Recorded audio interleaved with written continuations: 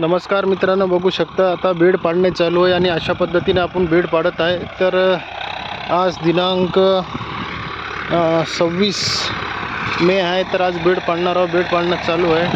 ट्रॅक्टरवाले bed पाडत आहे। एकदम बेड सुस्थितीमध्ये आहे।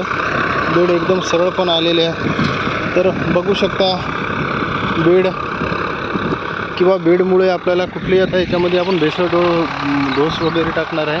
त्यानंतर आपण याच्यामध्ये ड्रिप जोडून पाणी देण्याच्या प्रक्रियेला सुरुवात करणार आहे, जेणेकरून भविष्यामध्ये आपल्याला हळदीचे उत्पन्न जास्त वाढेल।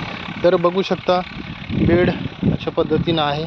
तर याला आता परत पठार करून घेणार आहोत त्याच्यावर, जेणेकरून आपल्याला हळद लावण्यासाठी सोयीस्कर होईल।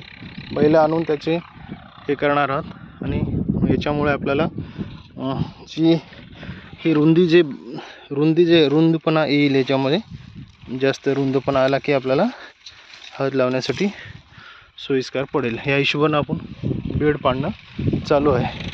तर व्हिडिओवर जर नवीन असाल तर नक्कीच चॅनलला सबस्क्राईब करा आणि जुने असाल तर चॅनलला शेअर करायला विसरू नका, जेणेकरून आपल्याला नवनवीन माहिती वेळोवेळी मिळेल आणि आपला हळदीविषयीचा जे अमूल्य माहिती देणारा जो सिरीज आहे ते तुम्हाला माहिती मिळेल। तर या पद्धतीने बेड पाडणे चालू आहे। तर येणाऱ्या काळामध्ये आपल्याला जास्तीत जास्त शेतकऱ्यांना माहिती कशी हळदीविषयी होईल याविषयी आपण नवीन व्हिडिओ बनवणार आहोत, जेणेकरून आपल्याला जास्त इत्थंभूत माहिती मिळेल। तर अशा प्रकारे बेड पाडणं सुरळीत चालू आहे आणि येणाऱ्या काळामध्ये आपण नवीन व्हिडिओ नक्कीच हळदीसाठी बनवत आहे।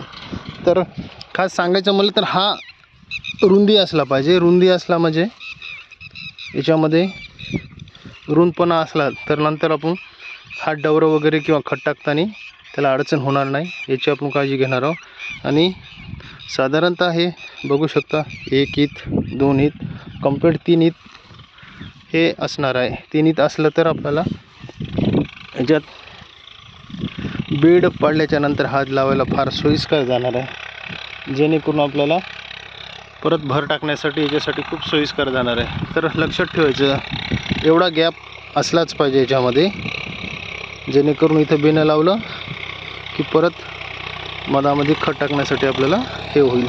व्हिडिओ कसा वाटला नक्की सांगा।